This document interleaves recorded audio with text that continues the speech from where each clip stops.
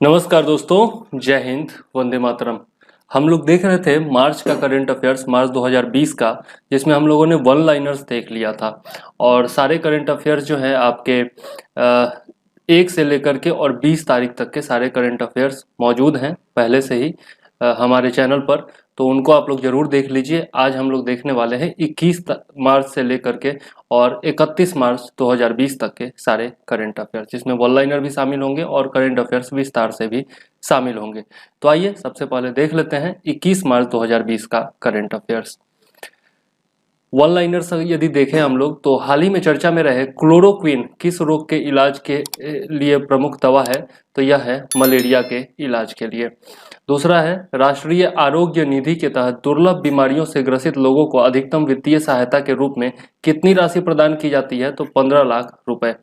उच्च शिक्षा संकाय के व्यावसायिक विकास हेतु सरकार कौन सा ऑनलाइन प्रशिक्षण कार्यक्रम संचालित कर रही है, तो यह है वार्षिक टीचिंग रिफ्रेशर कार्यक्रम, जिसका नाम है अर्पित। ये याद रखिएगा जरूर, अर्पित किससे संबंधित है यह पूछा जा सकता है।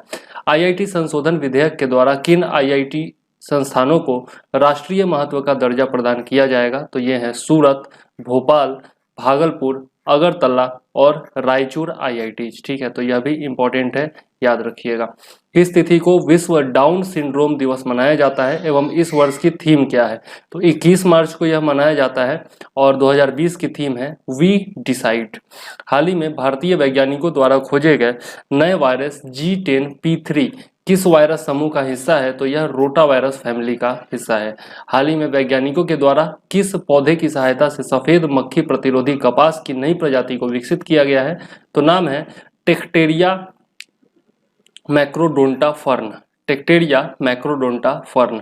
विश्व वन दिवस किस तिथि को मनाया जाता है एवं इस वर्ष की थीम क्या है, तो 21 मार्च को विश्व वन दिवस मनाया जाता है और 2020 की थीम है वन और जैव विविधता। इंपॉर्टेंट है, याद रखिएगा। फॉरेस्ट एंड बायोडाइवर्सिटी इस वर्ष की थीम है। अब देख लेते हैं कुछ पीआईबी से महत्वपूर्ण वन लाइनर्स। तो ICAR Indian council of agricultural research ने एक फ्लैगशिप नेटवर्क परियोजना नेशनल इनोवेशंस इन क्लाइमेट रिजिलियंट एग्रीकल्चर NICRA निकरा को लॉन्च किया है। इंपॉर्टेंट है, याद रखिएगा। उपभोक्ता संरक्षण अधिनियम 2019 के प्रावधानों के तहत केंद्र सरकार को ई कॉमर्स में अनुचित व्यापार प्रथाओं को रोकने के लिए नियम बनाने का अधिकार प्राप्त है। सभी राज्यों या केंद्र शासित प्रदेशों में अप्रैल 2018 से integrated management of public distribution system IMPDS परियोजना लागू की जा रही है। योजना का मुख्य उद्देश्य one nation one ration card प्रणाली के माध्यम से राष्ट्रीय सुरक्षा अधिनियम 2013 NFS एक्ट के तहत राशन कार्ड धारकों की राष्ट्रव्यापी पोर्टेबिलिटी की शुरुआत करना है। आगे देख लेते हैं। तो पोषण अभियान के तहत AAAA एंड LS यानी कि anganwadi workers, anganwadi helpers, accredited social health activists, auxiliary nurse and midwives and lady supervisors convergence award का भी प्रावधान है और जो कि पुरस्कार स्वरूप 50,000 रुपये प्रत्येक को दिए जाते हैं। याद रखिएगा। कपड़ा मंत्रालय देश भर में 51 से 59 आयु वर्ग के हथकरघा बुनकरों या श्रमिकों को जीवन, आकस्मिक और विकलांगता बीमा कवरेज जैसे सामाजिक सुरक्षा लाभ प्रदान करने के लिए महात्मा गांधी बुनकर बीमा योजना को लागू कर रहा है। आगे देख लेते हैं कुछ प्रीलिम्स फैक्ट्स। तो पहला है अपना नवरोज उत्सव के बारे में, नवरोज त्योहार के बारे में। प्रत्येक वर्ष 21 मार्च को मनाया जाने वाला नवरोज पारसियों या फिर जरथुस्ट्र पंथ के अनुयायियों और मुस्लिम के विभिन्न संप्रदायों यानी कि शिया एवं सुन्नी दोनों के लिए नव वर्ष की शुरुआत होने का एक उत्सव है। 1079 ईस्वी में एक फारसी ईरानी राजा जलालुद्दीन मालिक शाह ने राजस्व इकट्ठा करने और लोगों से कर वसूलने के लिए नवरोज यानी कि नव वर्ष त्योहार की शुरुआत की थी। तो यह इंपॉर्टेंट है, याद रखिएगा। 21 मार्च को वसंत ऋतु की शुरुआत और विषुव यानी कि इक्विनॉक्स के दिन को चिन्हित करने के तौर पर देखा जाता है। यह ईरानी कैलेंडर के पहले महीने के पहले दिन मनाया जाता है। इसे यूनेस्को के अंतर्गत अमूर्त सांस्कृतिक विरासत भारत की मानवता UNESCO intangible cultural heritage of humanity of India सूची में अंतर्लिखित किया गया है। भारत में इसे जमशेद नवरोज के नाम से जाना जाता है। नेक्स्ट पॉइंट है हमारा वंडर चिकन के बारे में। तो जीवाश्म विज्ञानी यानी कि पैलियोंटोलॉजिस्ट्स के एक अंतर्राष्ट्रीय समूह ने आधुनिक पक्षी के सबसे पुराने जीवाश्म की पहचान की है। खोजकर्ताओं ने इस जीवाश्म को वंडर चिकन नाम दिया है। इस जीवाश्म में पक्षी की लगभग संपूर्ण खोपड़ी शामिल है। खोजकर्ताओं के अनुमानों के अनुसार यह जीवाश्म डायनासोर की समाप्ति से भी लाखों वर्ष पहले का है।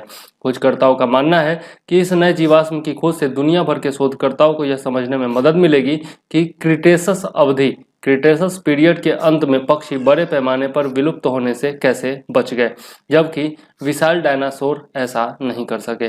जीवाश्म से प्राप्त खोपड़ी की विस्तृत विश्लेषण के अनुसार इसके विभिन्न विशेषताएं आधुनिक मुर्गी और बत्तख जैसे पक्षियों के समान है। आगे देख लेते हैं। नेक्स्ट पॉइंट है लाइट मशीन गन खरीद समझौता। तो रक्षा मंत्रालय ने इजरायल के वेपन इंडस्ट्री के साथ 880 करोड़ रुपए में 16,479 लाइट मशीन गन खरीदने के लिए अनुबंध किया है। दुनिया के सर्वश्रेष्ठ मशीन गनों में शामिल यह लाइट मशीन गन प्रति मिनट 850 फायर करने में सक्षम है। इजरायल के रामात हासेरोन शहर स्थित कारखाने से 7.62 mm कैलिबर की नेगेव LMG भारतीय सुरक्षा बलों को उपलब्ध कराई जाएगी। इस मशीन गन का वजन मात्र 7.5 किलोग्राम है, मतलब 7.5 किलोग्राम, और इसका इस्तेमाल हेलीकॉप्टर, छोटे समुद्री जहाजों, जमीनी लड़ाई में आसानी से किया जा सकता है। आगे देख लेते हैं। नेक्स्ट है विश्व वानिकी दिवस 21 मार्च। प्रत्येक वर्ष दुनिया भर में वनों को महत्व देने के लिए 21 मार्च को विश्व वानिकी दिवस या फिर वन दिवस मनाया जाता है। वसंत ऋतु के इस दिन दक्षिणी गोलार्ध में रात और दिन बराबर होते हैं 21 मार्च को, यह भी इम्पोर्टेंट है, याद रखिएगा। यह दिन वनों और वानिकी के महत्व और समाज में उनके योगदान के तौर पर मनाया जाता है। UN महासभा ने 2011 को अंतर्राष्ट्रीय विश्व वानिकी या वन दिवस के रूप में मनाने की घोषणा की। वर्ष 2020 की थीम है वन और जैव विविधता, यानी कि फॉरेस्ट्स एंड बायोडाइवर्सिटी। नेक्स्ट देख लेते हैं IIT संशोधन विधेयक के बारे में। तो लोकसभा में IIIT संशोधन विधेयक पेश किया गया। मानव संसाधन विकास मंत्री रमेश पोखरियाल निशंक ने विधेयक को सदन के पटल पर रखा। प्रमुख प्रावधान क्या है देख लेते हैं। तो इसमें पब्लिक प्राइवेट पार्टनरशिप मोड में सूरत, भोपाल, भागलपुर, अगरतला और रायचूर में बनने वाले 5 Indian institute of information technology को राष्ट्रीय महत्व के संस्थान का दर्जा देने का प्रावधान किया गया है। इस विधेयक के तहत इन 5 IIIT के अलावा PPP मोड पर तैयार मौजूदा 15 IIIT को भी INI का दर्जा दिया जाएगा। इन संस्थानों को डिग्री देने की अनुमति दी जाएगी। इन सभी IIT को अन्य यूनिवर्सिटी की तरह ही BTech, MTech और PhD की डिग्री देने का अधिकार होगा। इस विधेयक के तहत 2014 व 2017 के प्रिंसिपल एक्ट में संशोधन करने तथा 5 संस्थानों को वैधानिक दर्जा दिए जाने का भी प्रावधान है। नेक्स्ट पॉइंट है महात्मा गांधी बुनकर बीमा योजना। भारत सरकार के कपड़ा मंत्रालय ने देश भर में 51 से 59 वर्ष आयु वर्ग के हथकरघा बुनकरों या श्रमिकों को सामाजिक सुरक्षा प्रदान करने के लिए महात्मा गांधी बुनकर बीमा योजना को लागू किया है। प्रमुख बिंदु देख लेते हैं। तो भारत सरकार ने जन श्री बीमा योजना के संयोजन के साथ वर्ष 2003 में बुनकर बीमा योजना शुरू की थी। वर्ष 2005-06 के बाद इस योजना को संशोधित किया गया और इसे महात्मा गांधी बुनकर बीमा योजना नाम दिया गया। इस योजना के तहत भारत सरकार भारतीय जीवन बीमा निगम यानी कि LIC के साथ मिलकर हथकरघा बुनकरों को बीमा सुविधा प्रदान कर रही है। LIC द्वारा DBT के माध्यम से सीधे लाभार्थियों के बैंक खाते में दावा लाभ प्रदान किया जाता है। भारत सरकार सभी हथकरघा बुनकरों या श्रमिकों को प्रभावी तरीके से लाभ प्रदान करने के लिए तथा बुनकरों के बीच जागरूकता पैदा करने के लिए राज्य सरकारों और LIC के सहयोग से देश भर में हथकरघा समूहों में हस्तकला सहयोग शिविरों का भी आयोजन कर रही है। नेक्स्ट पॉइंट है PK बनर्जी के बारे में। तो भारत के प्रसिद्ध फुटबॉल खिलाड़ी प्रदीप कुमार बनर्जी का 83 वर्ष की उम्र में कोलकाता में निधन हो गया है। 23 जून 1936 को पश्चिम बंगाल के जलपाईगुड़ी शहर में जन्मे PK बनर्जी को वर्ष 1961 में अर्जुन पुरस्कार और वर्ष 1990 में पद्मश्री से नवाजा जा चुका है। PK बनर्जी वर्ष 1962 में स्वर्ण पदक जीतने वाली भारतीय टीम का हिस्सा थे, जिन्होंने फाइनल मुकाबले में भारत के लिए गोल भी किया था। इसके अलावा पीके बनर्जी ने 3 बार एशियाई खेलों में और 2 बार ओलंपिक में भारत का प्रतिनिधित्व किया था। फीफा ने वर्ष 2004 में अपने 100 साल पूरे होने पर उन्हें ऑर्डर ऑफ मेरिट से सम्मानित किया था। उल्लेखनीय है कि यह फीफा का सर्वोच्च सम्मान है, तो इम्पोर्टेंट है, याद रखिएगा। पूछा जा सकता है प्रदीप कुमार बनर्जी किस खेल से संबंधित हैं जिनका हाल ही में निधन हुआ है, तो ये फुटबॉल के खिलाड़ी हैं। आगे देख लेते हैं कुछ करंट अफेयर्स जो कि मेंस पॉइंट्स ऑफ व्यू से बहुत ज़्यादा इंपॉर्टेंट है। पहला है डिफेंस प्रोक्योरमेंट प्रोसीजर, मतलब कि रक्षा खरीद प्रक्रिया 2020। रक्षा मंत्री राजनाथ सिंह ने रक्षा खरीद प्रक्रिया 2020 के मसौदे का खुलासा किया है। इसका उद्देश्य रक्षा उपकरणों की खरीद के लिए स्वदेशी विनिर्माण को बढ़ावा देना और समय सीमा कम करना है। ड्राफ्ट की प्रमुख विशेषताएं देख ले तो मेक इन इंडिया पहल का समर्थन करने के लिए खरीद के विभिन्न श्रेणियों में निर्धारित स्वदेशी सामग्री को बढ़ाया गया है। सरकार के द्वारा जारी DDP 2020 में सस्ती दरों पर रक्षा उपकरण प्राप्त करने के उद्देश्य से पट्टे यानी कि लीज को एक श्रेणी के रूप में प्रस्तुत किया गया है।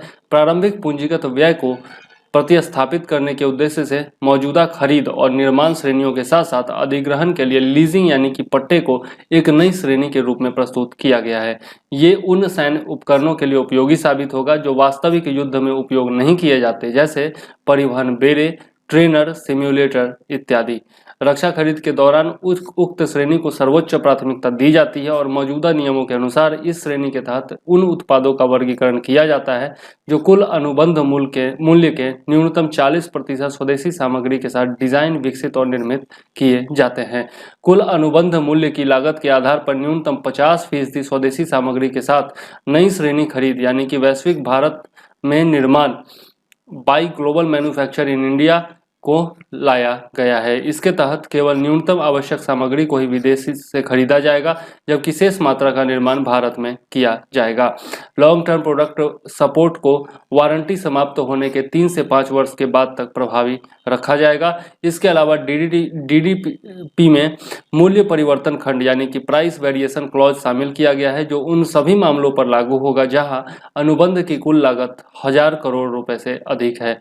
इस खंड का उपयोग अनुबंध के मूल्य में परिवर्तन की स्थिति में किया जाएगा। तो यह याद रखिएगा, 1000 करोड़ रुपए से अधिक का यदि अनुबंध होगा तो यह प्राइस वेरिएशन क्लॉज शामिल होगा, मतलब लागू होगा। सॉफ्टवेयर और सिस्टम संबंधित परियोजनाओं की खरीद के लिए एक नया खंड शुरू किया गया है, क्योंकि ऐसी परियोजनाओं में प्रौद्योगिकी में तेजी से बदलाव के कारण अप्रचलन बहुत तेज होता है और प्रौद्योगिकी के साथ गति बनाए रखने के लिए खरीद प्रक्रिया में लचीलापन आवश्यक है। पृष्ठभूमि देख लेते हैं तो पहले DPP को 2002 में प्रख्यापित किया गया था, मतलब रक्षा खरीद जो प्रक्रिया थी वह सबसे पहले 2002 में शुरू की गई थी और तब से इसे कई बार संशोधित किया गया है ताकि बढ़ते घरेलू उद्योग को गति प्रदान की जा सके और रक्षा विनिर्माण में आत्मनिर्भरता हासिल की जा सके। रक्षा खरीद प्रक्रिया आखिर है क्या? तो DPP 2020 का मसौदा निजी उद्योग सहित सभी हितधारकों की सिफारिशों के आधार पर महानिदेशक अधिग्रहण की अध्यक्षता वाली समिति के द्वारा समीक्षा समिति के द्वारा तैयार किया गया है। रक्षा खरीद प्रक्रिया में मुख्य रूप से ऐसी प्रक्रियाएं शामिल हैं जिन्हें रक्षा खरीद प्रक्रियाओं को सुव्यवस्थित और सरल बनाने हेतु अपनाने की आवश्यकता है और अंततः रक्षा हथियार प्रणालियों के विकास, स्वदेशी डिजाइन विकास और बिना किसी देरी के समयबद्ध तरीके से प्लेटफॉर्म निर्माण को बढ़ावा देकर भारतीय सशस्त्र बलों की सभी सुरक्षा जरूरतों को पूरा करने में आत्मनिर्भरता का उद्देश्य प्राप्त करना है। आगे देख लेते हैं, नेक्स्ट पॉइंट है टेक फॉर ट्राइबल्स। ट्राइफेड ने जनजातीय उद्यमिता विकसित करने के लिए राष्ट्रीय महत्व के संस्थानों INI के साथ साझेदारी में परिवर्तनकारी टेक फॉर ट्राइबल्स कार्यक्रम शुरू किया है। तो यह ट्राइफेड की पहल है, याद रखिएगा। कार्यक्रम की प्रमुख विशेषताएं देख लेते हैं तो इसका उद्देश्य है 5 करोड़ जनजातीय उद्यमियों को बदलना और यह MSME मंत्रालय के द्वारा समर्थित है। MSME मंत्रालय मतलब कि सूक्ष्म लघु और मध्यम उद्योग मंत्रालय। इसका उद्देश्य प्रधानमंत्री वन विकास योजना के तहत नामांकित आदिवासी वनोपज मतलब वन उपज संग्रहकर्ताओं को क्षमता निर्माण और उद्यमशीलता कौशल प्रदान करना है। प्रशिक्षुओं को 6 सत्रों में 30 दिनों के कार्यक्रम से गुजारा जाएगा, जिसमें 120 सत्र शामिल होंगे। पार्टनर्स वैल्यू एडिशन में उद्यमिता और वन उपज के प्रसंस्करण से संबंधित पाठ्यक्रम सामग्री विकसित करेंगे। पाठ्यक्रम में अचीवमेंट, मोटिवेशन और पॉजिटिव साइकोलॉजी, एंटरप्रेन्योरियल कंपटीशन और स्थानीय स्तर पर उपलब्ध NTFP आधारित स्थानीय अवसरों की पहचान इत्यादि शामिल होंगी। कार्यक्रम का महत्व देख लेते हैं तो यह गुणवत्ता प्रमाण पत्र एवं बाजारों में विपणन योग्य उत्पादों के साथ व्यापार करने हेतु जनजातीय उद्यमियों को सक्षम और सशक्त बनाएगा तथा उनकी समृद्धि एवं उच्च सफलता सुनिश्चित करेगा। वन धन केंद्र क्या है, यह देख लेते हैं। तो जनजातीय मामलों के मंत्रालय के तहत ट्राइफेड 28 राज्यों में 3.6 लाख आदिवासी वन उपज इकट्ठा करने वालों में से 1200 वन धन विकास केंद्र की स्थापना कर रहा है। एक विशिष्ट VDVK में यानी कि वन धन विकास केंद्र में 15 स्वयं सहायता समूह शामिल हैं, जिनमें से प्रत्येक में 20 आदिवासी होते हैं। तो यह इंपॉर्टेंट है, याद रखिएगा। वन धन विकास केंद्रों की पहल के बारे में देख लेते हैं। तो यह इस पहल का उद्देश्य जनजातीय गैदरर्स और कारीगरों के MFP केंद्रित आजीविका विकास को बढ़ावा देना है। यह जमीनी स्तर पर MFP के अलावा प्राथमिक स्तर मूल्य संवर्धन को बढ़ावा देकर आदिवासी समुदाय को समृद्ध बनाता है। महत्व देख लेते हैं। तो इस पहल के माध्यम से गैर इमारती लकड़ी के उत्पादन की मूल्य श्रृंखला में आदिवासियों की हिस्सेदारी वर्तमान 20% से बढ़कर लगभग 60% होने की उम्मीद है। कार्यान्वयन देख लेते हैं। तो इस योजना के कार्यान्वयन के लिए केंद्रीय स्तर पर जनजातीय मामलों के मंत्रालय को नोडल विभाग तथा ट्राइफेड को नोडल एजेंसी बनाया गया है। यह इंपॉर्टेंट है, याद रखिएगा। राज्य स्तर पर MFP के लिए राज्य नोडल एजेंसी और जिला कलेक्टरों को जमीनी स्तर पर योजना के कार्यान्वयन में महत्वपूर्ण भूमिका दी गई है। स्थानीय रूप से केंद्रों का प्रबंधन एक प्रबंध समिति के द्वारा किया जाता है, जिसमें वन धन स्वयं सहायता समूहों के प्रतिनिधि शामिल होते हैं। सेल्फ हेल्प ग्रुप्स कहा जाता है, SHGs। नेक्स्ट देख लेते हैं हंटिंगटन डिजीज के बारे में, हंटिंगटन रोग के बारे में।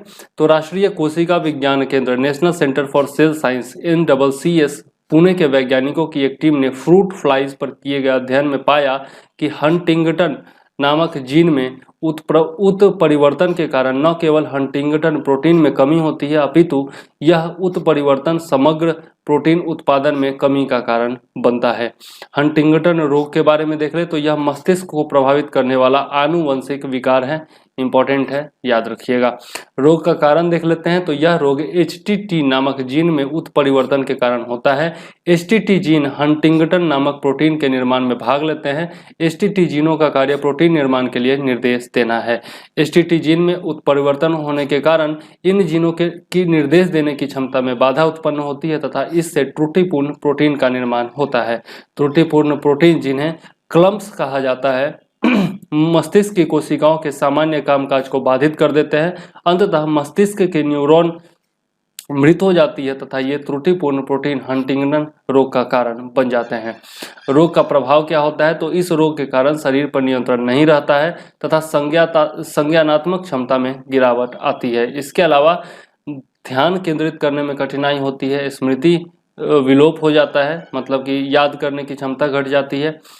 इसके अलावा मूड स्विंग हो जाता है, मतलब कभी मूड कैसा होना, कभी मूड खराब हो जाना, व्यक्तित्व में बदलाव इत्यादि के लक्षण देखे जाते हैं। ठीक है, मतलब दिमाग का दही हो जाता है, कह सकते हैं आप। शोध का महत्व देख लेते हैं। तो अब तक वैज्ञानिक समुदाय यह नहीं जान पाए थे कि त्रुटिपूर्ण क्लम्प्स हंटिंगटन प्रोटीन के निर्माण के अलावा अन्य प्रोटीन के निर्माण को भी प्रभावित करते हैं या नहीं करते हैं। इस शोध में वैज्ञानिकों ने HTT जीन के अध्ययन में पाया कि रोगजनक हंटिंगटन प्रोटीन कोशिकाओं के समग्र प्रोटीन उत्पादन की कमी का कारण बनता है। अध्ययन के माध्यम से प्राप्त अंतर्दृष्टि मानव में हंटिंगटन रोग को समझने में मदद करेगा। तो यह है आपका हंटिंगटन डिजीज के बारे में। ठीक है, पॉइंट्स ठीक से तो दिख नहीं रहे हैं, लेकिन ये देख लीजिए आप, यहाँ पर से समझ सकते हैं। ये है नॉर्मल ब्रेन और ये है हंटिंगटन डिजीज के बाद का ब्रेन। ठीक है, तो दोनों में स्पष्ट अंतर आपको दिखाई देगा। ठीक है, आइए अब देख लेते हैं 22 और 23 मार्च 2020 का करंट अफेयर्स। देख लेते हैं वन लाइनर्स। कैबिनेट के द्वारा आयुष्मान भारत के तहत कितने आयुष स्वास्थ्य एवं वेलनेस केंद्र संचालित करने का निर्णय लिया गया है? तो 12,500। उत्तर प्रदेश सरकार के द्वारा प्रदेश के 35 लाख मजदूरों को भरण पोषण के लिए प्रति व्यक्ति कितनी राशि देने की घोषणा की गई है? तो 1,000 रुपए। हाल ही में चर्चा में रहे रीयूनियन द्वीप समूह किस महासागर में स्थित है एवं इस द्वीप पर किस देश का नियंत्रण है? तो हिंद महासागर में स्थित है और फ्रांस का इसमें नियंत्रण है। हाल ही में भारत सरकार के द्वारा इलेक्ट्रॉनिक वस्तुओं के निर्माण को बढ़ावा देने के लिए पूंजीगत व्यय के कितने प्रतिशत प्रोत्साहन देने के प्रस्ताव को मंजूरी दी गई है? तो 25%। हाल ही में भारत सरकार ने इलेक्ट्रॉनिक्स विनिर्माण क्लस्टरों को प्रोत्साहन देने के लिए किस योजना को मंजूरी दी है? तो यह है संशोधित इलेक्ट्रॉनिक्स विनिर्माण क्लस्टर EMC 2.0। हाल ही में मंत्रिमंडल के द्वारा कितने चिकित्सा उपकरण पार्कों एवं कितने बल्क ड्रग पार्कों के वित्त पोषण को मंजूरी दी गई है? तो 4 चिकित्सा उपकरण पार्क और 3 बल्क ड्रग पार्क। हाल ही में RBI ने किस बैंक पर लगे प्रतिबंध को पुनः 3 महीने के लिए बढ़ा दिया है? तो Punjab and Maharashtra cooperative bank PMC। हाल ही में IIT दिल्ली के द्वारा कोरोना वायरस के परीक्षण हेतु किस किट का विकास किया गया है? तो नाम है प्रोब फ्री डिटेक्शन एस्से। विश्व जल दिवस की स्थिति को मनाया जाता है एवं 2020 की थीम क्या है? तो 22 मार्च को यह मनाया जाता है और थीम है जल एवं जलवायु परिवर्तन। PBI है, बहुत इंपॉर्टेंट है, याद रखिएगा, खास करके थीम बहुत ज़्यादा इंपॉर्टेंट है। विश्व मौसम दिवस की स्थिति को मनाया जाता है और 2020 की थीम क्या है? तो 23 मार्च को मनाया जाता है और इसका थीम है जलवायु और जल, और इन दोनों में कन्फ्यूज मत होइएगा, इंपॉर्टेंट है दोनों, याद रखिएगा। अब देख लेते हैं कुछ PIB वन लाइनर्स। तो वैश्विक इलेक्ट्रॉनिक्स विनिर्माण में भारत की हिस्सेदारी 1.3% है, जो कि 2012 में थी, वो बढ़कर 3% हो गया है 2018 में। मतलब 2012 में जो 1.3% था वह अब बढ़ करके 3% हो गया है। वर्तमान में यह भारत के सकल घरेलू उत्पाद का 2.3% है। तो इम्पोर्टेंट है, याद रखिएगा। स्वयं राष्ट्रीय ऑनलाइन शिक्षा मंच है जो इंजीनियरिंग, मानविकी और सामाजिक विज्ञान, कानून और प्रबंधन पाठ्यक्रम सहित सभी विषयों में स्कूल यानी कि 9 से 12 तक और उच्च शिक्षा स्नातक स्नातकोत्तर कार्यक्रम दोनों को कवर करने वाले 1900 पाठ्यक्रमों की मेजबानी करता है। तो स्वयं पोर्टल के बारे में याद रखिएगा। स्वयं प्रभा क्या है? तो इसके तहत 32 D2H टीवी चैनल है जो 24/7 आधार पर शैक्षिक सामग्री प्रसारित करते हैं। ये channel DD free dish set top box और एंटीना का उपयोग करके पूरे देश में देखने के लिए उपलब्ध हैं। तो यह भी इंपॉर्टेंट है, स्वयं प्रभा, याद रखिएगा। आगे देख लेते हैं कुछ प्रीलिम्स फैक्ट्स। तो what is Devonian period? Devonian period क्या है? यह पेलियोजोइक काल की एक भूगर्भिक अवधि और प्रणाली है जो सिल्यूरियन काल के अंत यानी कि 419.2 मिलियन वर्ष पहले से 60 मिलियन वर्ष पहले से लेकर 358.9 मिलियन वर्ष पहले कार्बोनिफेरस युग की शुरुआत तक फैली थी। ये कुछ खास याद रखने की जरूरत नहीं है। प्रमुख विशेषताएं देख लेते हैं। तो इसका नाम इंग्लैंड के डेवोन के नाम पर रखा गया है जहां इस अवधि के चट्टानों का पहली बार अध्ययन किया गया था। शुष्क भूमि पर जीवन का पहला महत्वपूर्ण एडेप्टिव रेडिएशन डेवोनियन काल के दौरान ही हुआ था। फ्री स्पोरिंग वैस्कुलर प्लांट्स ने शुष्क भूमि पर में फैलना शुरू कर दिया था जिससे व्यापक जंगलों का निर्माण हुआ जिसने महाद्वीपों को कवर किया। अवधि के अंत तक पहले सीड बियरिंग पौधे दिखाई देने लगे थे। विभिन्न स्थलीय सीड बियरिंग पौधे कौन होते हैं? वैसे पौधे जिनमें अपना बीज होता है। विभिन्न स्थलीय ऑर्थोपोड भी अच्छी तरह से स्थापित हो गए थे इस काल तक। मत्स्य वर्ग का विकास इस युग में विशेष रूप से हुआ और इसी के आधार पर इस युग को मत्स्य युग भी कहते हैं। फेफड़े वाली मछलियां भी इस समय पाई जाती थी। इंपॉर्टेंट है, याद रखिएगा। सभी 4 अंगों वाले कशेरुकाओं यानी कि टेट्रापोड्स के पूर्वजों ने जमीन पर चलने के लिए आदत डालना शुरू कर दिया क्योंकि उनके मजबूत पेक्टोरल और पैल्विक पंख धीरे धीरे पैरों में विकसित हुए। पहले एमोनिटीज यानी कि मोलस्कस प्रजाति भी इसी युग में दिखाई दिए। तो ये याद रखिएगा कि पहले मोलस्का प्रजाति जो जीव हैं वह इसी युग में दिखाई दिए थे। डिवोनी कल्प के निक्षेपों में मिलने वाले खनिजों में पेंसिल्वेनिया और साइबेरिया का तेल, न्यूयॉर्क का स्फटिक बालू, यूराल प्रदेश का तांबा और बॉक्साइट तथा साइबेरिया का नमक मुख्य रूप से प्रसिद्ध है। डिवोनी कल्प को पर्वतों के निर्माण का युग भी कहते हैं, क्योंकि इस समय संसार भर में अनेक पर्वतों का निर्माण हुआ। इसमें पश्चिमी यूरोप में कैलिडोनियन पर्वतमाला और उत्तरी अमेरिका का अकैडियन पर्वत मुख्य है। तो यह भी याद रखिएगा, डिवोनी कल्प को पर्वतों के निर्माण का युग कहते हैं। भारत में डिवोनी कल्प का प्रादुर्भाव सिल्यूरियन चूना पत्थर समूह के पश्चात माना जाता है। भारतीय डिवोनी के अंतर्गत स्पीति घाटी में स्थित 4000 फुट मोटे सफेद क्वार्टजाइट आते हैं, जो क्वार्टजाइट नाम से विख्यात है। स्पीति घाटी के अंतर्गत डिवोनी कल्प के निक्षेप कश्मीर, कुमायूं, चित्राल आदि स्थानों में मिलते हैं। भारत में हिमालय प्रदेश के अतिरिक्त अन्य किसी स्थान पर इस प्रणाली के निक्षेप नहीं है। नेक्स्ट पॉइंट देख लेते हैं, रूसी कुल्या किश्ती तट।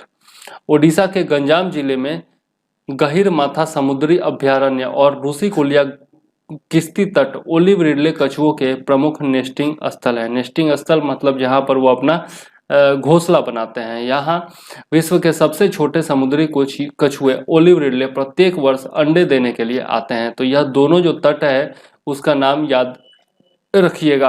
ओलिव रिडले कछुए के बारे में देख ले तो ये मुख्य रूप से प्रशांत, हिंद और अटलांटिक महासागरों के गर्म जल में पाए जाने वाले समुद्री कछुओं की एक मध्यम आकार की प्रजाति है। ये मांसाहारी होते हैं और IUCN द्वारा जारी रेड लिस्ट में इसे अति संवेदनशील यानी कि वल्नरेबल श्रेणी में रखा गया है। तो ये दोनों पॉइंट इंपॉर्टेंट है और ओलिव रिडले कछुआ जो है वो महत्वपूर्ण है, इसलिए याद जरूर रखिएगा, ठीक है। और ये इसका साइट है जहाँ पर ये आता है अपना अंडा देने के लिए। आगे देख लेते हैं, नेक्स्ट पॉइंट है कैरिसा कोपोली। कैरिसा कोपली एक अध्ययन में भारत के असम राज्य में कैरिसा कैरेंडस की एक अन्य प्रजाति कैरिसा कोपली का पता लगाया गया है और ये देख सकते हैं आप कैरिसा कोपली है। यह अध्ययन मुंबई के भाभा एटॉमिक रिसर्च सेंटर और नागालैंड विश्वविद्यालय के वनस्पति विज्ञान विभाग के द्वारा किया गया और इसे एशिया प्रशांत जैव विविधता जर्नल में प्रकाशित किया गया। कैरिसा कोपली यानी कि कैरिसा कैरेंडस एक मृदु किस्म है जो एक बहुउपयोगी जंगली बेरी यानी कि छोटा फल है। इसे हिंदी में करौंदा का अचार हम लोग खाते हैं, यहाँ पर आप लोगों ने भी खाया होगा। तमिल में कलक्काई, बंगाली में कोरोमचा और असमिया में करजा टेंगा के नाम से जाना जाता है। कैरिसा कोपली नदी के किनारे समुद्र के स्तर से 85 से 600 मीटर की ऊंचाई पर पाई जाती है। कोपली नदी के बारे में देखें तो कोपली नदी मेघालय के पठार से निकलती है और ब्रह्मपुत्र में मिलने से पहले मध्य असम के पहाड़ी जिलों से होकर के बहती है। इंपॉर्टेंट है, याद रखिएगा। कोपली नदी एक अंतर्राज्यीय नदी है जो मेघालय एवं असम राज्यों से होकर बहती है और असम में ब्रह्मपुत्र का सबसे बड़ी दक्षिणी सहायक नदी है। यह भी इंपॉर्टेंट पॉइंट है, याद रखिएगा। उपयोग देख लें तो इसे दस्त, एनीमिया, कब्ज, अपच, त्वचा संक्रमण और मूत्र विकारों जैसे कई बीमारियों के लिए एक पारंपरिक हर्बल दवा के रूप में इस्तेमाल किया जाता है। इसकी पत्तियों को रेशम के कीड़ों के लिए चारे के रूप में इस्तेमाल किया जाता है, जबकि इसकी जड़ें कीट विकर्षक का कार्य करती है, मतलब कीट को भगाने का कार्य करती है। पृष्ठभूमि देख लें तो भारत में अंग्रेजों ने नमक की तस्करी को रोकने के लिए 1870 के दशक में इसके कांटेदार पौधों का उपयोग 1100 मील के एक अवरोधक निर्माण करने में किया था। ब्रिटिश लेखक रॉय मॉक्सहम ने अपनी पुस्तक the great hedge of India में इस अल्पकालिक अवरोध की तुलना चीन की महान दीवार से की है। इंपॉर्टेंट है, याद रखिएगा। खतरा देख ले, ये सब जो मैं इंपॉर्टेंट बता रहा हूँ ये यूपीएससी के लिए इंपॉर्टेंट है या फिर पीसीएस में यदि बहुत बेहतरीन स्तर तक चला जाए कोई पीसीएस तब इस तरह के क्वेश्चन पूछे जा सकते हैं। जनरली ऐसे क्वेश्चन नहीं पूछे जाएंगे, ठीक है। खतरा देख लेते हैं तो मेघालय में कोयला खनन या कोपरी नदी पर पनबिजली परियोजनाओं के कारण नदी का जल अम्लीय हो रहा है, जिससे मेघालय से संबद्ध मध्य असम क्षेत्र में कैरिसा कोपली को नुकसान हो रहा है। नेक्स्ट देख लेते हैं विश्व जल दिवस के बारे में। तो 22 मार्च को यह मनाया जाता है विश्व जल दिवस। पूरी दुनिया में 1993 से यह मनाया जा रहा है विश्व जल दिवस 22 मार्च को। विश्व जल दिवस 2020 की थीम है जल और जलवायु परिवर्तन। विश्व जल दिवस मनाने की अनूठी पहल रियो डी जेनेरियो में 1992 में आयोजित पर्यावरण तथा विकास पर संयुक्त राष्ट्र सम्मेलन के द्वारा आयोजित कार्यक्रम में की गई थी। यह इंपॉर्टेंट है, याद रखिएगा। इसके उपरांत 1993 में संयुक्त राष्ट्र ने इस दिन को वार्षिक कार्यक्रम के रूप में मनाने का निर्णय लिया था। आगे देख लेते हैं विश्व मौसम विज्ञान दिवस 23 मार्च तो प्रत्येक वर्ष विश्व मौसम विज्ञान दिवस 23 मार्च को मनाया जाता है और थीम है इस वर्ष का जलवायु और जल। विश्व मौसम संगठन के बारे में देख लेते हैं।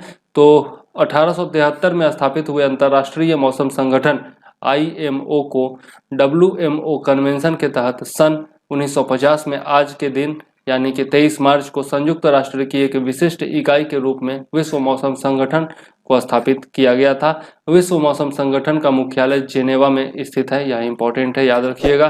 पृथ्वी के वायुमंडल की परिस्थिति और व्यवहार, महासागरों के साथ इसके संबंध, मौसम और इसके परिणाम स्वरूप जल संसाधनों के वितरण के संदर्भ में जानकारी प्रदान करने हेतु यह संगठन संयुक्त राष्ट्र की विशेषीकृत एजेंसी है।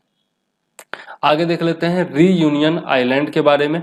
तो भारत और फ्रांस ने पहली बार रीयूनियन द्वीप समूह से संयुक्त गश्ती दल का संचालन किया है।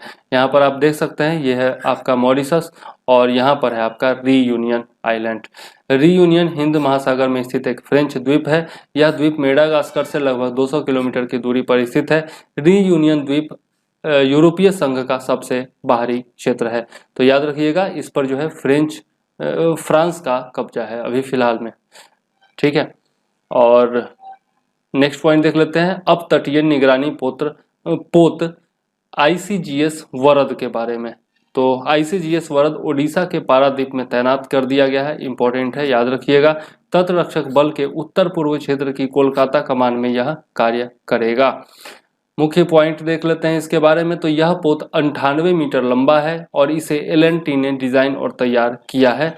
यह जलपोत चेन्नई के निकट कट्टुपल्ली में LNT के यार्ड में बनाया गया है। इस पर आधुनिक नौवहन और संचार उपकरण, सेंसर तथा मशीनरी लगी है। पोत पर 30 मिलीमीटर और 12.7 मिलीमीटर की तोप भी लगी है। इस पोत के साथ ही भारतीय तटरक्षक बल के पास 147 जलपोत और नौकाएं तथा 62 विमान हो गए हैं।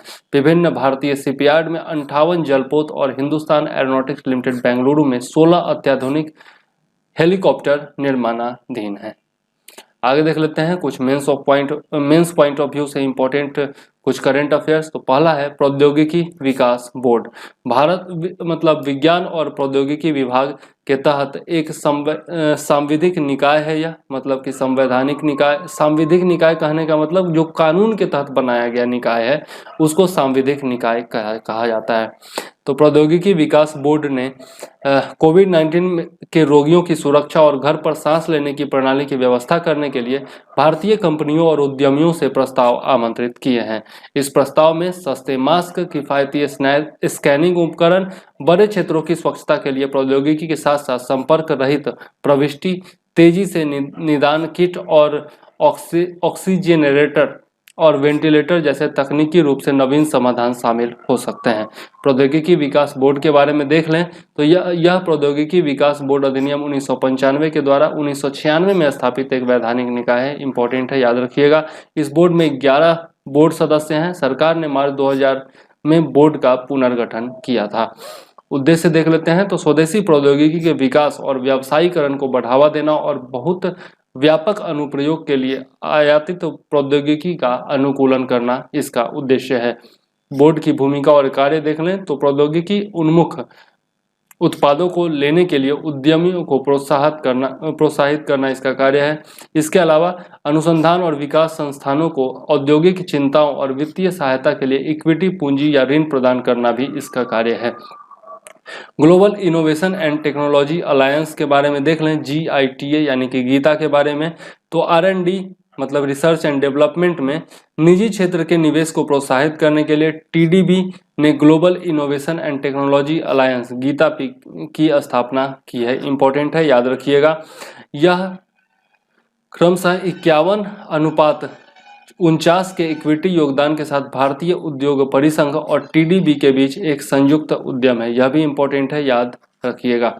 गीता द्विपक्षीय और बहुपक्षीय विज्ञान और प्रौद्योगिकी सहयोग समझौतों के तहत विभिन्न देशों के साथ औद्योगिक अनुसंधान और विकास कार्यक्रम को लागू करने में विज्ञान और प्रौद्योगिकी विभाग की सहायता करेगा।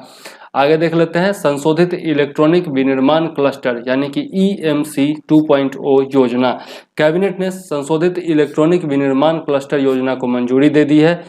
प्रमुख बिंदु देख लेते हैं तो इलेक्ट्रॉनिक्स विनिर्माण के लिए अपेक्षित बुनियादी ढांचा पारिस्थितिकी तंत्र निर्माण करने के उद्देश्य से भारत सरकार के इलेक्ट्रॉनिक्स एवं सूचना प्रौद्योगिकी मंत्रालय ने इलेक्ट्रॉनिक्स विनिर्माण क्लस्टर योजना की शुरुआत की थी। देश में इलेक्ट्रॉनिक्स उद्योग के बुनियादी ढांचे के आधार को और मजबूत करने तथा इलेक्ट्रॉनिक्स मूल्य श्रृंखला को सुदृढ़ करने के लिए इस योजना का संशोधित रूप जारी किया गया है। उद्देश्य देख लेते हैं तो इस योजना का उद्देश्य इलेक्ट्रॉनिक्स विनिर्माण क्लस्टर के माध्यम से सामान्य जरूरतों एवं सुविधाओं के साथ साथ विश्व स्तर के बुनियादी ढांचे का विकास करना है। संशोधित इलेक्ट्रॉनिक्स विनिर्माण क्लस्टर EMC 2.0 योजना के बारे में देख लें तो यह योजना इलेक्ट्रॉनिक्स विनिर्माण क्लस्टर्स और सामान्य सुविधा केंद्र यानी कि कॉमन फैसिलिटी सेंटर्स दोनों की स्थापना का समर्थन करेगी। इलेक्ट्रॉनिक्स विनिर्माण क्लस्टर को उन भौगोलिक क्षेत्रों में स्थापित किया जाएगा जहां इलेक्ट्रॉनिक्स सिस्टम डिजाइन एवं विनिर्माण क्षेत्र की इकाइयों के लिए बुनियादी ढांचे, सुविधाएं और अन्य सामान्य जरूरतों के विकास पर ध्यान केंद्रित किया गया है। सामान्य सुविधा केंद्र यानी कि CFCs की स्थापना उन्हीं के क्षेत्र में की जाएगी जहां मौजूद ESDM इकाइयों की एक महत्वपूर्ण संख्या के साथ साथ ESDM इकाइयों के लिए सामान्य तकनीकी बुनियादी ढांचे के उन्नयन एवं सामान्य सुविधाएं प्रदान करने पर ध्यान केंद्रित किया गया है। यह योजना ESDM क्षेत्र में निवेश को आकर्षित करने और अधिक से अधिक रोजगार सृजन करने हेतु भारत में इलेक्ट्रॉनिक उद्योगों के लिए एक मजबूत बुनियादी ढांचा या आधार तैयार करेगी। नेक्स्ट पॉइंट देख लेते हैं, बल्क ड्रग्स निर्माण को बढ़ावा देने के लिए योजनाएं। तो हाल ही में केंद्रीय मंत्रिमंडल ने देश में अत्यंत महत्वपूर्ण सामग्री या ड्रग्स इंटरमीडिएट्स और सक्रिय दवा सामग्री के घरेलू उत्पादन को बढ़ावा देने को मंजूरी दी है। प्रधानमंत्री की अध्यक्षता में केंद्रीय मंडल ने निम्नलिखित योजनाओं को मंजूरी दी है। पहला है बल्क ड्रग्स पार्कों को बढ़ावा देने हेतु अगले 5 वर्ष के दौरान 3000 करोड़ रुपए की लागत से 3 बल्क ड्रग्स पार्कों में साझा अवसंरचना को वित्तीय सहायता प्रदान करने हेतु योजनाएं। और दूसरा है अगले 8 वर्षों के दौरान 6940 करोड़ रुपए की धनराशि से देश में महत्वपूर्ण ड्रग्स मध्यस्थ और APIs के घरेलू उत्पादन को बढ़ावा देने हेतु उत्पादन आधारित छूट यानी कि प्रोडक्शन लिंक्ड इंसेंटिव योजना को प्रोत्साहित करना। तो ये दोनों को जो है मंजूरी दी गई है मंत्रिमंडल के द्वारा। सक्रिय दवा सामग्री के बारे में देख लें यानी कि एक्टिव फार्मास्यूटिकल इंग्रेडिएंट्स के बारे में API किसी रोग के उपचार, रोकथाम अथवा अन्य औद्योगिक गतिविधि के लिए आवश्यक दवा के निर्माण में प्रयोग होने वाले पदार्थ या पदार्थों के संयोजन को सक्रिय दवा सामग्री के रूप में जाना जाता है। विवरण देख लें इसके बारे में तो राज्यों के सहयोग से भारत में 3 बल्क ड्रग्स पार्कों को विकसित करने का निर्णय लिया गया है। प्रत्येक बल्क ड्रग्स पार्क के लिए भारत सरकार राज्यों को अधिकतम 1000 करोड़ रुपए की वित्तीय सहायता प्रदान करेगी। पार्कों में आम सुविधाएं होंगी जैसे ढोलक संयंत्र, आसवन संयंत्र, बिजली और भाप संयंत्र, साझा उत्सर्जन शोधन संयंत्र इत्यादि। इन योजनाओं के लिए अगले 5 वर्षों के दौरान 3000 करोड़ रुपए स्वीकृत किए गए हैं। प्रभाव देख लेते हैं तो इस योजना से देश में बल्क ड्रग्स के उत्पादन, लागत एवं अन्य देशों पर निर्भरता कम होने की उम्मीद है। कार्यान्वयन देख लेते हैं तो राज्य कार्यान्वयन एजेंसी इस योजना को लागू करेगी जिसका गठन संबंधित राज्य सरकारें करेंगी। 3 मेगा बल्क ड्रग्स पार्कों की स्थापना का लक्ष्य निर्धारित किया गया है। नेक्स्ट पॉइंट देख लेते हैं, भारत और बेल्जियम के बीच प्रत्यर्पण संधि। तो मंत्रिमंडल ने भारत बेल्जियम के बीच प्रत्यर्पण संधि पर हस्ताक्षर करने और पुष्टि करने को मंजूरी दे दी है। पृष्ठभूमि देख लेते हैं तो भारत और बेल्जियम के मध्य होने जा रही नई संधि स्वतंत्रता पूर्व वर्ष 1901 में ब्रिटेन और बेल्जियम के मध्य हुई संधि का स्थान लेगी जो स्वतंत्रता प्राप्ति से पूर्व भारत पर भी लागू हो गई थी। वर्तमान में उक्त संधि ही भारत और बेल्जियम के मध्य लागू है। स्वतंत्रता पूर्व की गई संधि में अपराधों की संख्या काफी सीमित है जिसके कारण यह उपयोगी नहीं रह गई है। संधि की प्रमुख विशेषताएं देख लेते हैं तो प्रत्यर्पण हेतु दायित्व। संधि के अनुसार प्रत्येक पक्ष दूसरे पक्ष के ऐसे व्यक्ति के प्रत्यर्पण पर सहमति प्रदान करता है जो उस देश के सीमा क्षेत्र में प्रत्यर्पण अपराध का आरोपी है या उसे सजा दी जा चुकी है। प्रत्यर्पण अपराध क्या होता है? तो प्रत्यर्पण अपराध का अर्थ ऐसे अपराध से है जो दोनों देशों के कानूनों के अंतर्गत दंडनीय है और जिसमें 1 वर्ष के कारावास अथवा अधिक कड़े दंड का प्रावधान है। जब किसी सजा प्राप्त व्यक्ति के प्रत्यर्पण की मांग की जाती है तो शेष सजा की अवधि कम से कम 6 महीने होनी अनिवार्य है। उल्लेखनीय है कि बेल्जियम के साथ की जा रही संधि में टैक्स, राजस्व और वित्त से संबंधित अपराध भी शामिल किए गए हैं। अस्वीकार्यता के लिए अनिवार्य आधार देख लेते हैं। यदि अपराध की प्रकृति राजनीतिक है तो प्रत्यर्पण के प्रस्ताव को अस्वीकार किया जा सकता है। हालांकि संधि में कुछ ऐसे अपराधों को शामिल किया गया है जिन्हें राजनीतिक अपराध नहीं माना जाएगा। यदि प्रत्यर्पण अपराध एक सैन्य अपराध है, यदि किसी व्यक्ति को उसके रंग, लिंग, धर्म, राष्ट्रीयता या राजनीतिक विचार के कारण दंडित किया जा रहा है, या तीसरा है कि दंड को लागू करने की समय सीमा बीत चुकी है, तो इसे राजनीतिक अपराध नहीं माना जाएगा। दोषी की राष्ट्रीयता देख लें तो राष्ट्रीयता का निर्धारण उस समय के अनुसार किया जाएगा जब अपराध किया गया है। लाभ देख लेते हैं तो संधि के माध्यम से भारत को भारत से प्रत्यर्पित होने वाले आतंकियों, आर्थिक अपराधियों और अन्य अपराधियों के प्रत्यर्पण को कानूनी आधार प्राप्त होगा। अभिपुष्टि के पश्चात भारत और बेल्जियम के मध्य अभिपुष्टि पत्रों के आदान प्रदान के दिन से ही संधि लागू हो जाएगी। प्रत्यर्पण क्या होता है? तो प्रत्यर्पण का अभिप्राय उस कानूनी प्रक्रिया से है जिसके माध्यम से किसी व्यक्ति की सहमति के बिना उसे एक देश से दूसरे देश स्थानांतरित किया जाता है। इसमें एक सरकारी प्राधिकरण औपचारिक और कानूनी रूप से एक कथित अपराधी को अपराध हेतु अभियोजन का सामना करने के लिए किसी अन्य सरकार से उसकी मांग करता है। निर्वासन के विपरीत यह एक न्यायिक प्रक्रिया है। भारत और प्रत्यर्पण के बारे में देख लें तो भारत दुनिया के किसी भी देश को प्रत्यर्पण का प्रस्ताव कर सकता है। यदि भारत ने इस संदर्भ में उस देश के साथ किसी प्रकार की संधि की है तो सभी नियम उस संधि के आधार पर ही निर्धारित किए जाएंगे, किंतु यदि भारत की उस देश के साथ संधि नहीं है तो इस स्थिति में संपूर्ण प्रक्रिया उस देश के घरेलू कानूनों के आधार पर निर्धारित की जाएगी। उचित संधि के अभाव में प्रत्यर्पण भारत और उस देश के संबंधों पर ही निर्भर करेगा। इसी प्रकार कोई भी देश भारत को प्रत्यर्पण का अनुरोध कर सकता है। जिन राज्यों के साथ भारत ने प्रत्यर्पण संधि नहीं की है उनके साथ प्रत्यर्पण का कानूनी आधार भारतीय प्रत्यर्पण अधिनियम 1962 की धारा 3(4) द्वारा प्रदान किया गया है। बेल्जियम के बारे में देख लेते हैं तो तकरीबन 40 मील लंबे समुद्री तट वाला बेल्जियम पश्चिमी यूरोप में स्थित एक देश है। यह नीदरलैंड्स, जर्मनी, लग्जमबर्ग, फ्रांस और उत्तरी सागर से घिरा हुआ है। तकरीबन 30,230 वर्ग किलोमीटर वाले इस क्षेत्र में वर्ष 2014 के अनुमान के अनुसार 1 करोड़ 44 लाख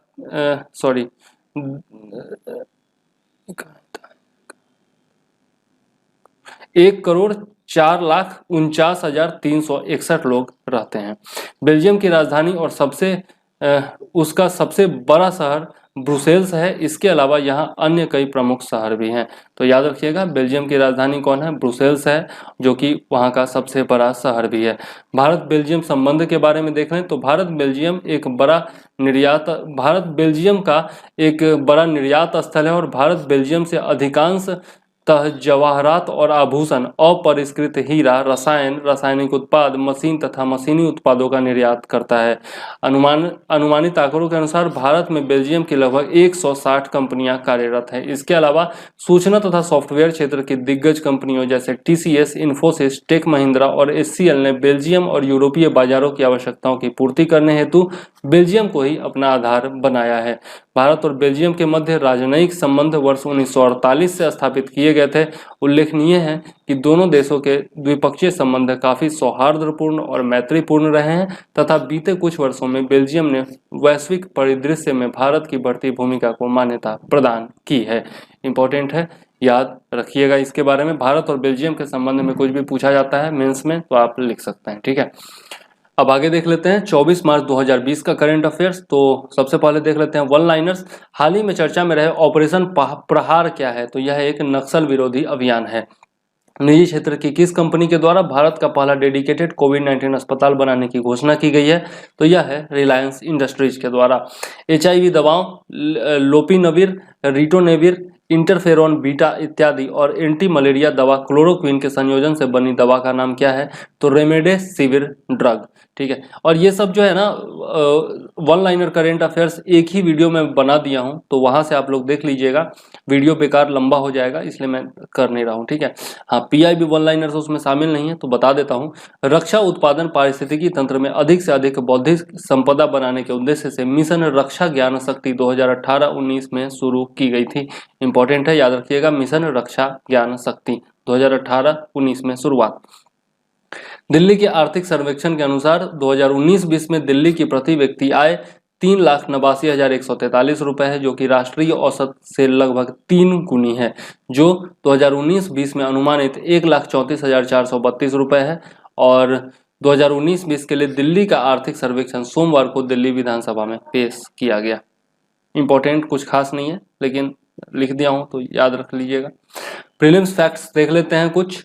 तो पहला है, what is adjournment? Adjournment prorogation dissolution of Lok Sabha. तो स्थगन, सत्रावसान और सभा के विघटन के बारे में यहाँ पर दिया गया है, और ये बहुत अच्छे तरीके से संसद वाले वीडियो में पढ़ा चुका हूँ, तो वहाँ देख लीजिएगा। बिल्कुल बेहतरीन तरीके से वहाँ समझाया हूँ मैं, ठीक है। आगे देख लेते हैं यक्षगान लिपि के बारे में। यक्षगान स्क्रिप्ट।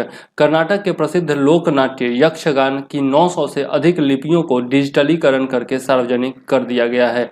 तो यह कर्नाटक का है यक्षगान, यह भी इम्पोर्टेंट है, याद रखिएगा।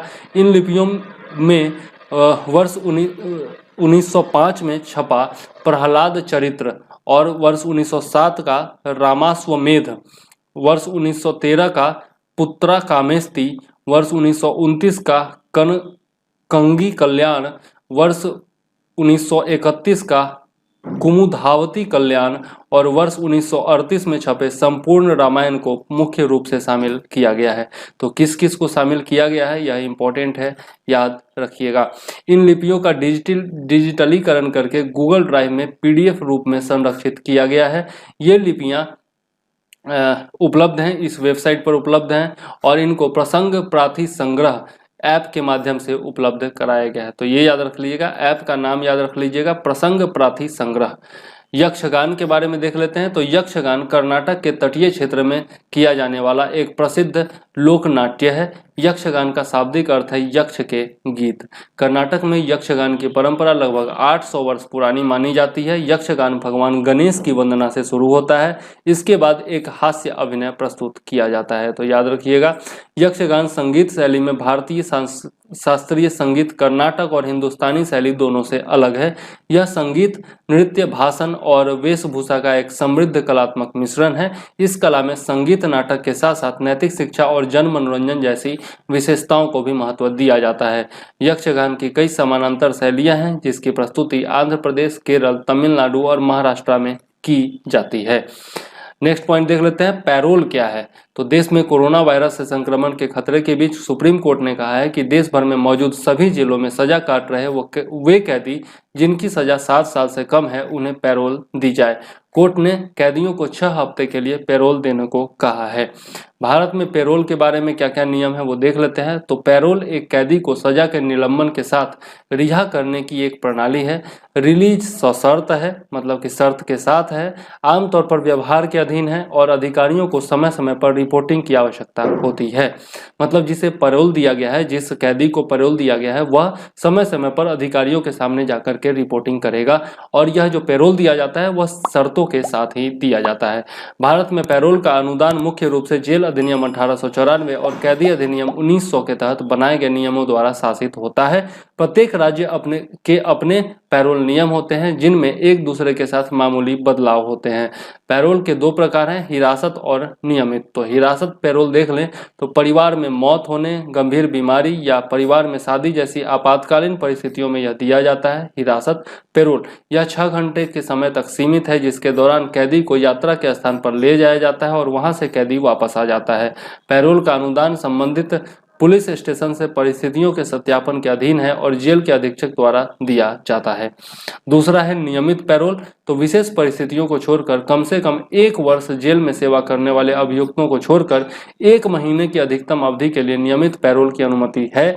यह कुछ आधारों पर दिया जाता है, जैसे कि परिवार के सदस्य की गंभीर बीमारी, परिवार के सदस्य की दुर्घटना या मौत, परिवार के एक सदस्य का विवाह, दोषी की पत्नी द्वारा बच्चे की डिलीवरी, परिवार या सामाजिक संबंध बनाए रखने के लिए, और प्राकृतिक आपदाओं द्वारा दोषी के परिवार के जीवन या संपत्ति की गंभीर क्षति इत्यादि के आधार पर। ठीक है, तो आप समझ गए होंगे कि हिरासत पैरोल और नियमित पैरोल क्या होता है। आगे देख लेते हैं फरलो का प्रावधान क्या है। तो जिस सजा याफ्ता मुजरिम को 5 साल या उससे ज्यादा की सजा हुई हो और वह 3 साल जेल में काट चुका हो, उसे साल में 7 हफ्ते के लिए फरलो दिए जाने का प्रावधान है। इसके लिए भी शर्त है कि उसका आचरण सही होना चाहिए, वह आदतन अपराधी न हो और भारत का नागरिक हो और गंभीर अपराध में दोषी न हो। इनकी अर्जी डीजी जेल के पास भेजी जाती है और फिर मामला गृह विभाग के पास जाता है। 12 हफ्ते में इस पर फैसला हो जाता है। परोल और फरलो में अंतर क्या होता है। तो परोल के लिए कारण बताना जरूरी होता है, जबकि फरलो सजा याफ्ता कैदियों के मानसिक संतुलन को बनाए रखने के लिए और समाज से संबंध जोड़ने के लिए दिया जाता है। परोल की अवधि 1 महीने तक बढ़ाई जा सकती है, जबकि फरलो ज्यादा से ज्यादा 14 दिन के लिए दिया जा सकता है। तो यह इंपॉर्टेंट पॉइंट है, याद रखिएगा। परोल के हिसाब से जेल की सजा का वक्त नहीं जोड़ा जाता, जबकि फरलो में इसका उल्टा होता है। आगे देख लेते हैं कुछ मेंस पॉइंट ऑफ व्यू से इंपॉर्टेंट जो करंट अफेयर्स हैं। पहला है आईपीसी की धारा 188।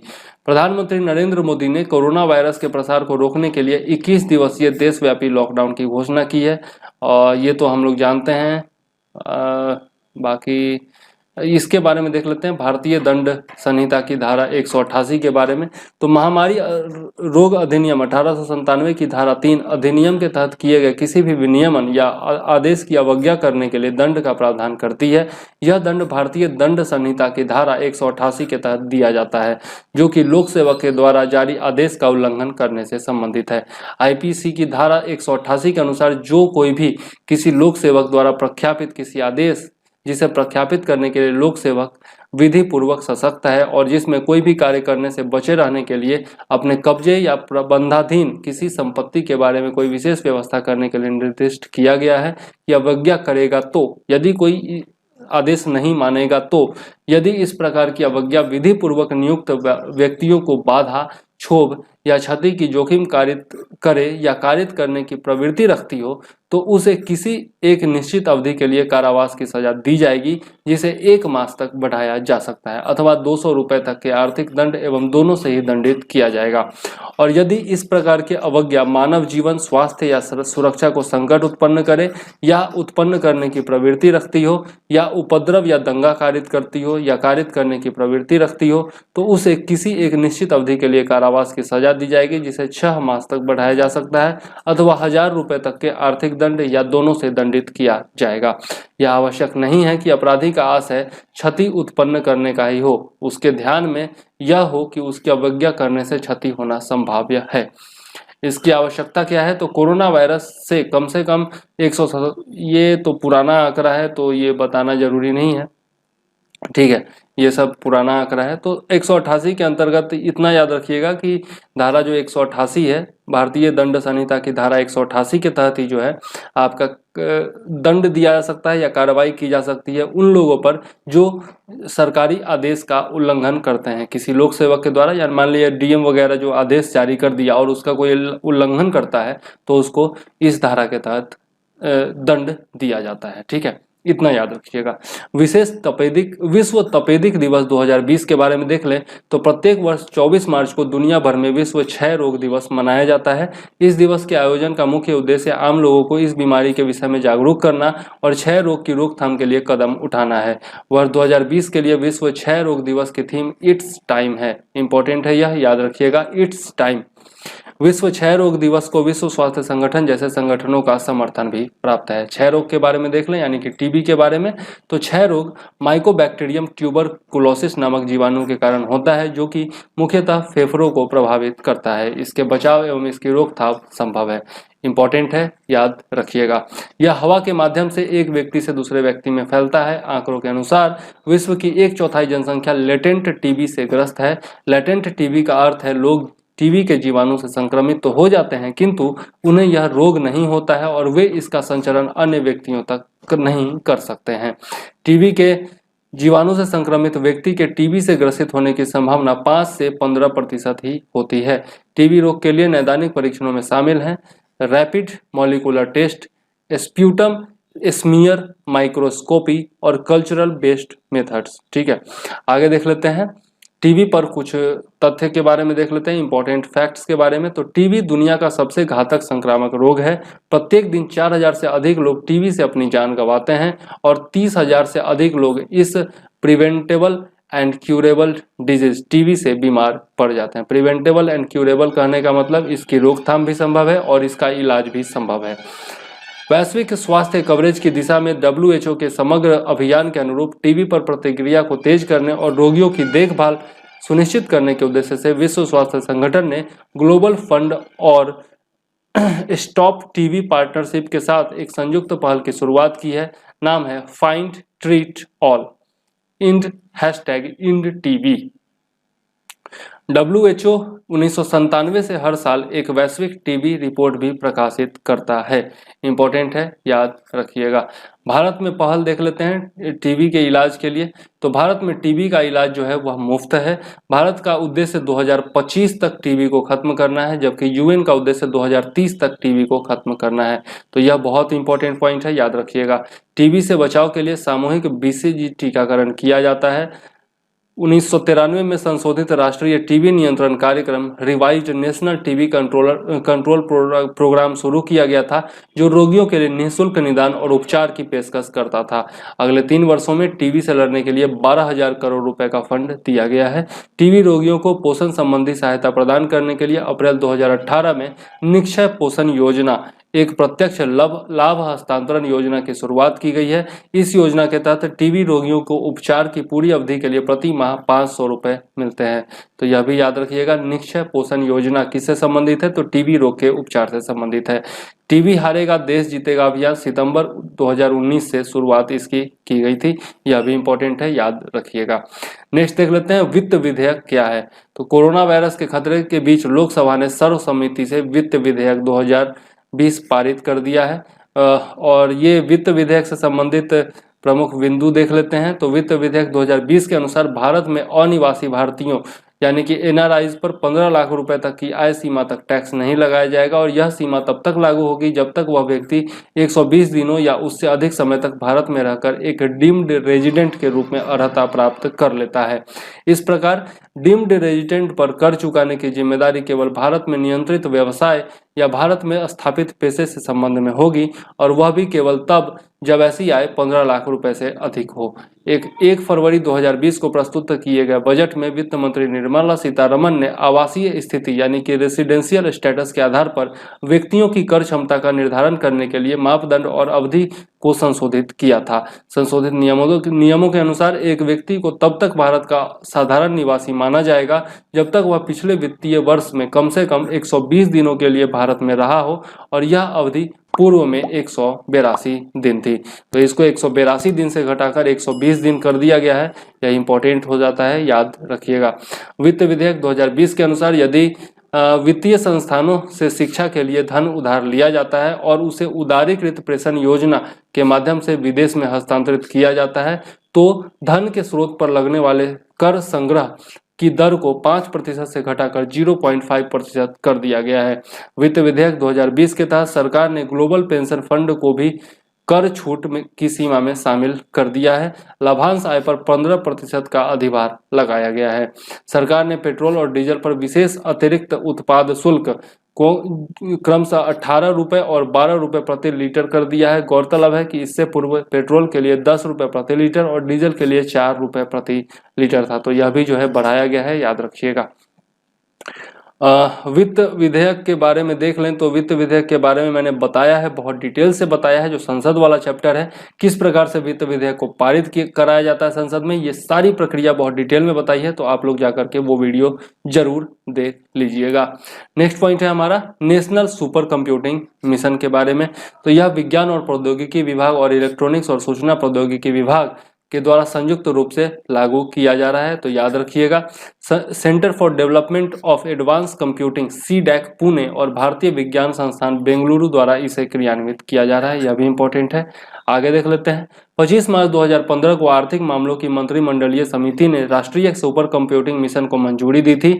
संचार और सूचना प्रौद्योगिकी में अग्रणी क्षेत्र के अनुसंधान एवं विकास, वैश्विक प्रौद्योगिकी के रुझानों और बढ़ती हुई आवश्यकता को ध्यान में रखते हुए सरकार ने राष्ट्रीय सुपर कंप्यूटिंग मिशन को मंजूरी दी थी। इस मिशन को विज्ञान एवं प्रौद्योगिकी विभाग तथा इलेक्ट्रॉनिक्स एवं सूचना प्रौद्योगिकी विभाग कार्यान्वित कर रहे हैं तथा इसके लिए प्रगत संगणन विकास केंद्र CDAC और Indian institute of science Bengaluru को नोडल एजेंसी नियुक्त किया गया है। इंपॉर्टेंट है, याद रखिएगा।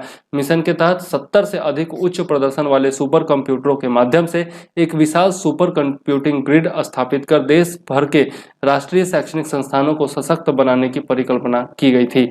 उद्देश्य देख लेते हैं तो भारत को सुपर कंप्यूटिंग के क्षेत्र में अग्रणी बनाना और राष्ट्रीय और वैश्विक प्रासंगिकता की चुनौतियों को हल करने में भारत की क्षमता बढ़ाना तथा सुपर कंप्यूटिंग में निवेश को प्रोत्साहन देना इसका उद्देश्य है। भारतीय वैज्ञानिकों और शोधकर्ताओं को अत्याधुनिक सुपर कंप्यूटिंग सुविधाओं से सुसज्जित करना और उन्हें संबंधित ज्ञान क्षेत्र में अत्याधुनिक अनुसंधान हेतु सक्षम बनाना।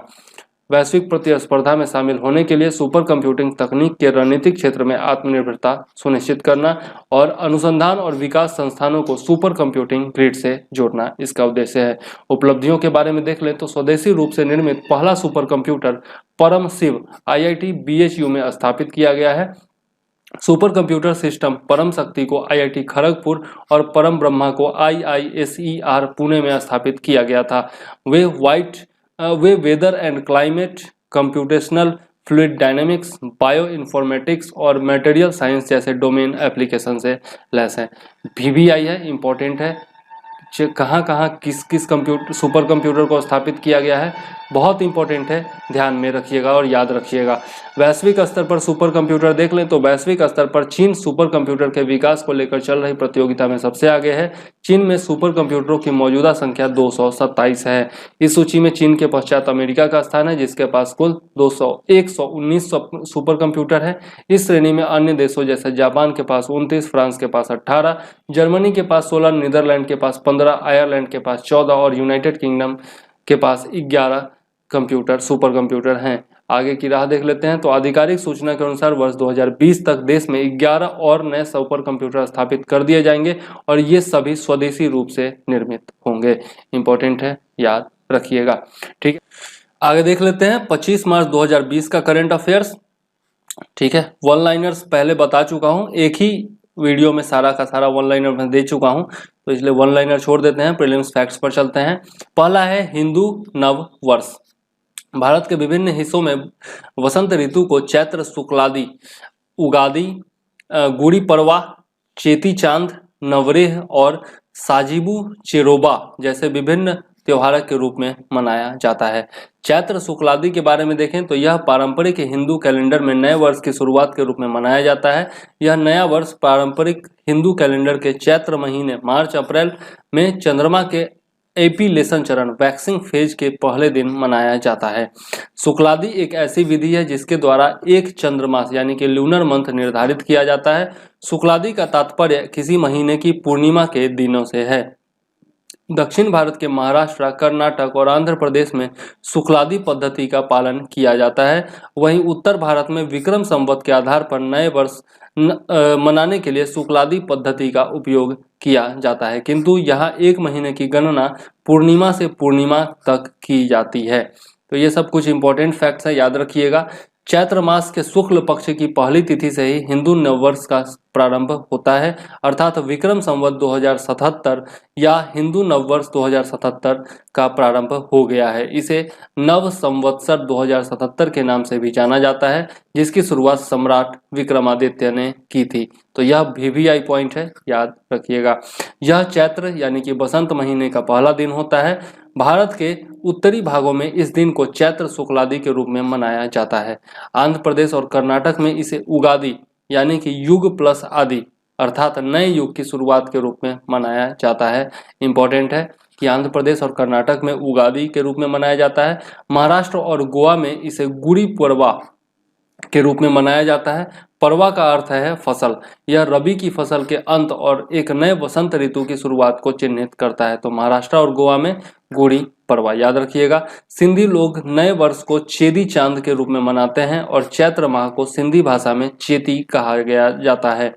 इस दिन को संत झूलेलाल के जन्मदिन के रूप में मनाया जाता है। कश्मीरी लोग इस दिन को नवरेह के रूप में मनाते हैं। यह नाम संस्कृत भाषा के नव वर्ष से लिया गया है। तो ये सब कहाँ किस नाम से मनाया जाता है ये याद रखिएगा। भारत के मणिपुर राज्य में इस दिन को साजिबू चिरोबा के रूप में मनाया जाता है। साजिबू 6 ऋतुओं में से पहली ऋतु अर्थात बसंत को इंगित करता है और चिरोबा का अर्थ है नए वर्ष की घोषणा। चलिए नेक्स्ट पॉइंट देख लेते हैं टोक्यो ओलंपिक खेल 2020 के बारे में। तो अंतर्राष्ट्रीय ओलंपिक समिति ने मंगलवार को घोषणा की कि विश्व भर में फैली कोरोना वायरस महामारी के कारण टोक्यो ओलंपिक खेल 2020 को अगले साल गर्मियों तक के लिए स्थगित कर दिया गया है। इन खेलों का आयोजन 24 जुलाई से 9 अगस्त के बीच होना था।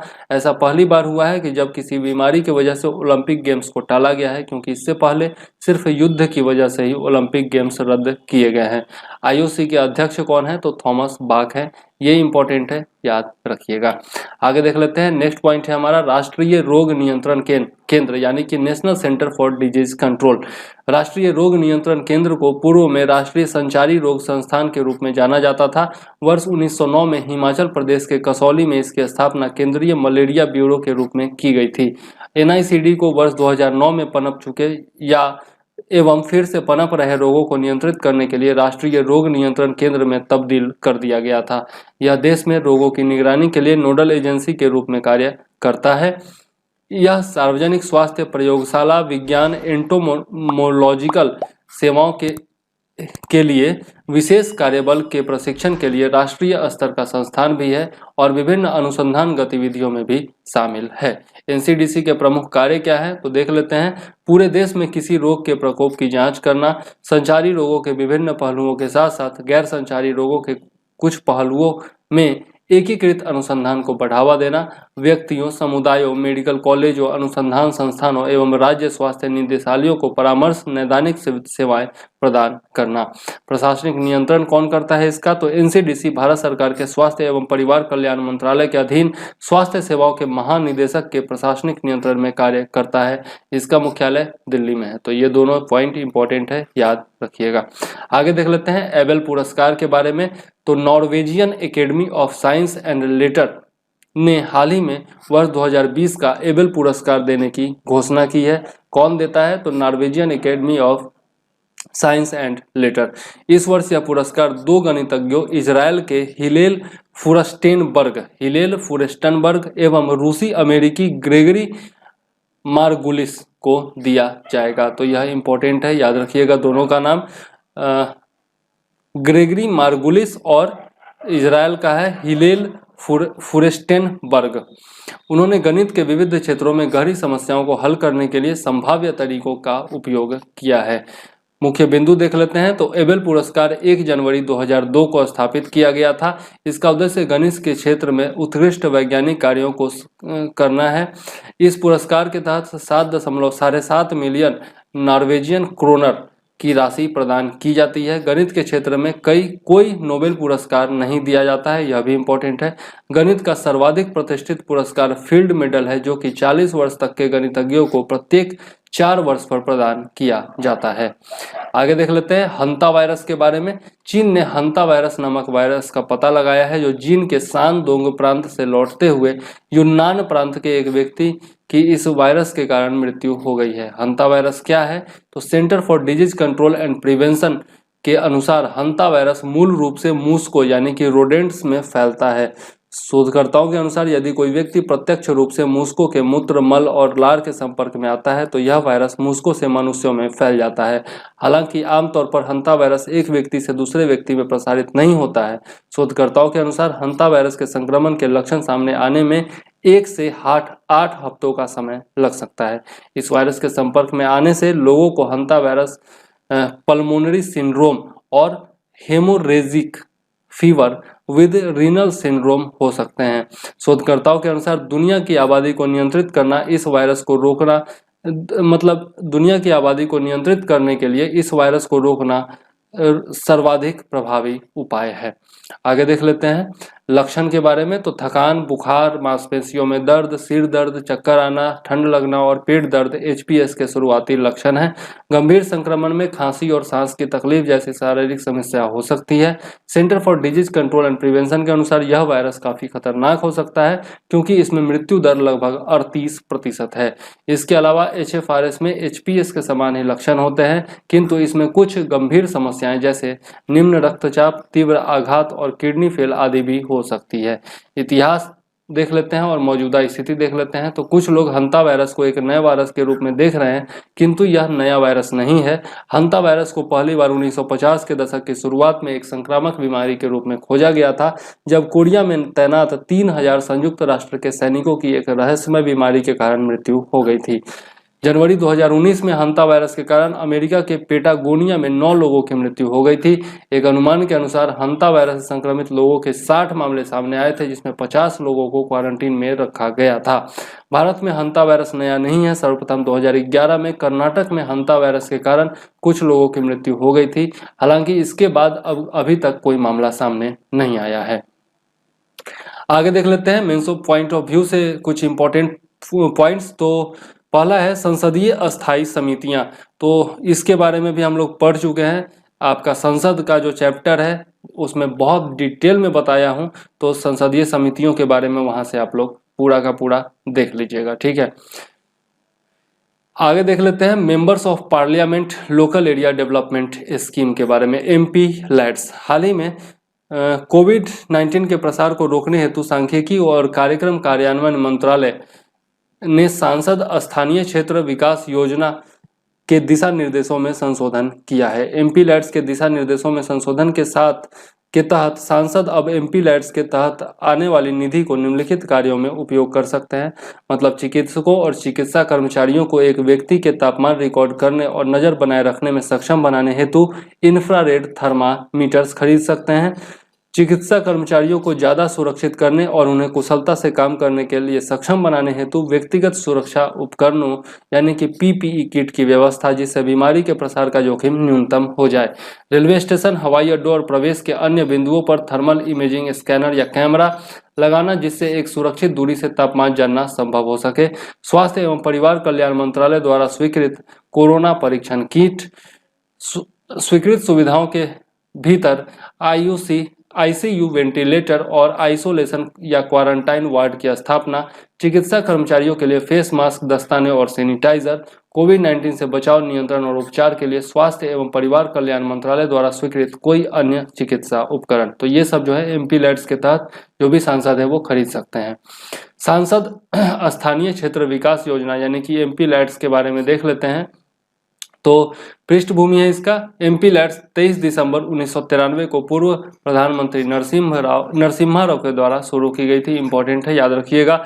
यह योजना ग्रामीण विकास मंत्रालय द्वारा फरवरी 1994 में पहली बार जारी किए गए दिशा निर्देशों के अनुसार संचालित की जाती है एवं ग्रामीण विकास मंत्रालय द्वारा इस योजना को सांख्यिकी और कार्यक्रम कार्यान्वयन मंत्रालय को हस्तांतरित करने के बाद दिसंबर 1994 में संशोधित दिशा निर्देश जारी किए गए थे।